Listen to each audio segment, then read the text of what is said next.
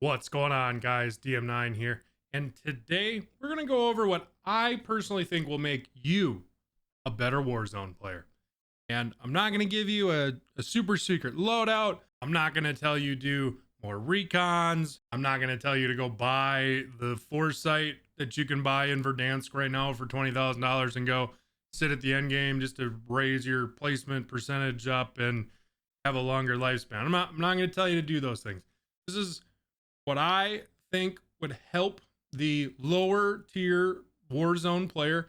And even if you're just playing Plunder or you're primarily a multiplayer player and you just want to get kind of more used to the map of Warzone, and as you're learning the map, not get penalized in your stats for your Warzone kills, wins, that kind of thing. These will definitely help you with that. And I will say before we get into it, if you do like the content you're seeing here and you learned something or gained something out of this, please hit that like button, subscribe, and tap the bell icon for notifications when I post new content. That does greatly help. And if you know of any other tips and tricks, write them down in the comments below for everybody, and maybe I'll make a part 2 to this video. The other thing I want to mention is I do stream over on Twitch. My current schedule is Wednesday, Friday, Saturday, starting at 7:30 Central Time. If you're coming from my latest and greatest tip video, please let me know in chat. Just so you're aware, the gameplay you're seeing to my whatever side it's on, it's just there to take away from you just staring at me in the face, me sitting here talking blindly to a camera, and just give you something to watch as I'm going over what I think would help you get better at Warzone. And the first thing that being is play Plunder.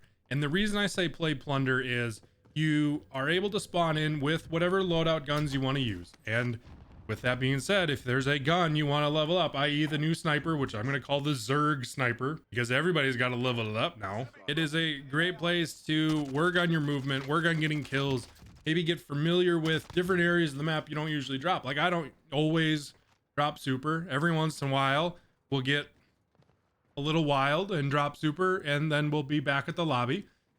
But drop in areas where there are going to be more people prevalent. You don't want to be dropping out in the middle of farmland or down at the hills. You're just it's not the purpose of this. You want to try to engage in gunfights. You want to try to use your movement and just work on things that you think could help, and maybe they don't. Try them. If you have a new idea, try it out in Plunder, and by the end of the day, it won't affect your Warzone stats. Now, if you're a big Plunder guy, which I don't think there are a lot of you, but if you are, I guess don't do this. But anyway, landed super, even over by hangars, anywhere in that kind of general area, kind of central of that map by Superstore. There are lots of people running around, and just push gunfights and try to get better that way. For the second thing I would say is, along with that, engaging gunfights with Plunder, because you obviously get your loadout every single time. Don't just use before Tuesday of this week. It is April 8th. The time of filming this, and post on February 9th.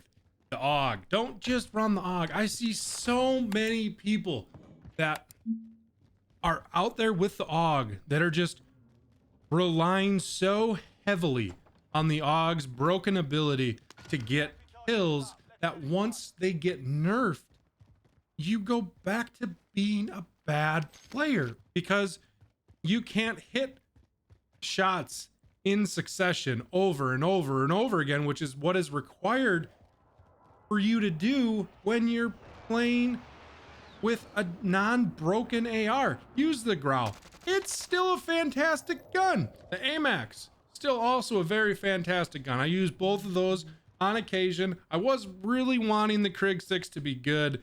I just don't feel it's even on the tier that is, you can use it, but I think it's going to end up hurting you in the long run. I really wanted that gun to be good. Maybe there's a future buff coming for it. I mean, even still using the RAM, that's still half decent. I've grabbed that a couple of times. But don't just build your 10 loadout classes around one gun that is the broken gun at the time. I'm going to assume, based on some of the recoil patterns I've seen comparing the AUG to the M16, that a lot of people are just going to go from the AUG to the M16 and they'll be happy again, because the M16 still has a very maintainable recoil pattern. Not like the AUG anymore, because the AUG goes up and up and up, and the M16 is kind of still on that same trajectory. Don't get complacent with your Warzone classes, only doing what is the meta at the time. Experiment with different guns, see what you like, see what you don't like. For a long time, I really wanted to like the AMAX, but I couldn't control it, so I couldn't use it. Don't use a gun just because YouTuber A, B, or C tells you that it's going to be the best gun or it's broken, but you can't control it. You got to be able to still use the guns that you're getting out of your loadout. And if you can't control it, you can't use it. So frankly, that is what I would recommend. I'd also recommend something that I've recently changed to is I have removed all of the heartbeat sensors from all of my loadouts. I have switched to stuns, and I'm not always grabbing ghost. I have been experimenting, grabbing restock, grabbing high alert. High alert's a big thing as of today with the variable zoom scopes being broken, and now you don't get sniper glint if somebody's using a variable zoom scope. If you're not using a variable zoom scope on your snipers right now, you are a bot. So don't just get complacent running one class, because at some point it's either going to get buffed, something's going to change, and then the meta is going to shift.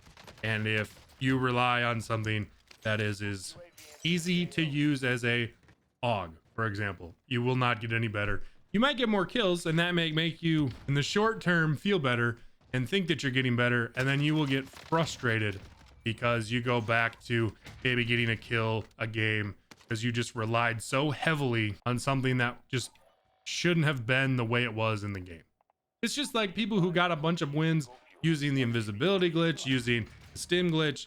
It's not going to be there long term. Let's just get better at Warzone. And the third and final thing for this video is going to be your movement around the map, and not just necessarily in gunfights. And that is still a very important thing you can work on.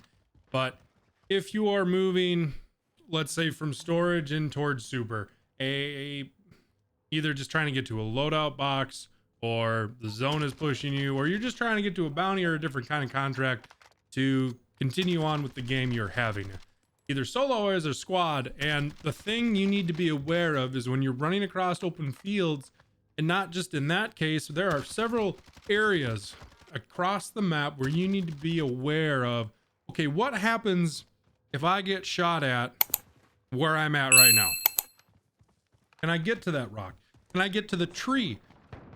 Do I need to retreat, or do I need to do the scramble drill and spin and juke and do all that to try to get to somewhere where I can have some cover?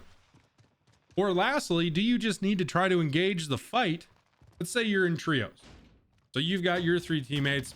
You don't know what the other team has because you didn't see them, because they caught you coming across the river, across the road, and through the open field, whatever. And they could be 2, 1, all 3 of them. And if you just go down because you weren't prepared for being shot at in this particular instance, now you're down a gun in a gunfight, which is very pivotal. If you think about it, you don't know where their 3 enemies are, and they could have a singular angle at your team, which I'm going to cover in a second, and more likely they will be spread out on different trees, rocks, cover, whatever, in different buildings, and they will be shooting at you from different angles. Where if you're able to hit a guy for some plates, crack somebody, or even down somebody in the process of you getting down by all 3 of them, you put your team in a better situation, because A, you're paying attention to where people are, and not just after you get down looking at the red indicator of where you got shot from. You are able to say, hey, he's in the yellow building or behind these rocks, and either open up your map and ping the location of where you think they are, or at least the direction. Or even if you down somebody, at least your 2 teammates' guns on 2 guns. You're not down a gun. And so if you end up getting down a gun in a 3v2 now gunfight, is you're laying there watching your team get slaughtered because you weren't prepared in that instance to either get to cover or engage in a gunfight. And the reason I say lanes is it's really big in paintball. You get a picture of the map before you play, and you kind of dictate what lanes are the most important. And if you're able to take somebody out that is covering a lane, you can move a lot easier. And a lot of Warzone now is your positioning. Almost 90% of each gunfight is in a particular gunfight. It's your positioning. It's not, I mean, obviously if you can't hit any shots, you're not going to win any gunfights. But if you are hitting most of your bullets, but you're still losing battles, I would say a good chunk of what is going on is your positioning could be better. So if you're able to take one of their guys down as you're crossing this field or crossing the little stream that runs through the middle of Verdansk, you then put your team in a better situation where you're able to say, hey, there's a guy down here. One of their teammates could potentially be pushing to res him, and then vice versa. Now your teammate may be able to come res you because you downed one of their teammates. Now that the gunfight would be even 2v2 in this situation instead of 3v2, and then your team is either and maybe you're just dead to gas, or they were able to put some bullets into you while you were laying down, but then your team may be able to rotate to a different angle, a different lane, and be able to put better shots on this team that ended up either just downing you or ended up killing you. So that's what I have for you today. Again, my suggestions would be play Plunder, get better at your gun skill and your movement around the map. Get used to the map too if you just haven't played it that much. 2, don't get sucked into just running the meta weapons. Use a variety of guns in your loadout. I have 10 different loadout classes, and every single one of them I feel very comfortable with grabbing and using in a game, depending on how I want to play in that particular instance. Don't get sucked into, bonus tip, do not get sucked into playing one specific way every day. You'll get burned out and it won't work unless your name is Iron, because that man's got this figured out. But along with that, OP Marked is the #1 person for wins right now. He doesn't play the Iron style. He plays several different styles because he doesn't want to get burned out by the game and playing it one particular way. Kudos to Iron. I mean, he obviously has the win rate he has and the number of wins he has because he knows how to play this game in the most perfect way. And then lastly, the third thing again was just your movement around the map, being aware of your surroundings and just not getting, if you can, do not put yourself in a bad situation on the map. Again, if any of these helped you out or you learned something tonight, please hit that like button, subscribe, and tap the bell icon for notifications when I post new content. We are working our way to 500 subscribers on the YouTube channel. That is wild. We'll just leave it at that. Thank you all for your support and your love. We will catch you on the next one. Peace out.